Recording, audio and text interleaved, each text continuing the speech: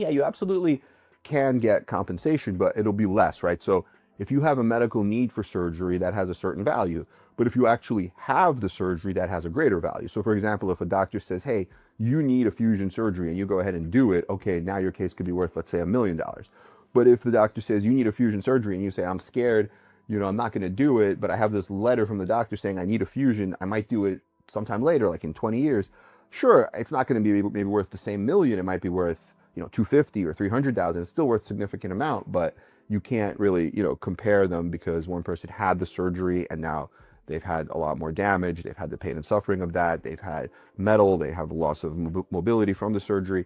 And then look, if they had one surgery, they might need a second surgery or a third surgery. And the other one is like, well, the doctor's saying, I need it, but I'm not even going to listen to the doctor, right? So now there could be an argument that you failed to mitigate or reduce your own damages because maybe the surgery would have helped you and you'd be fine, but you chose not to do the surgery. So you can't really blame the defendant for that, right? That's your fault because you chose not to do the surgery. So it has value, but it's going to be less.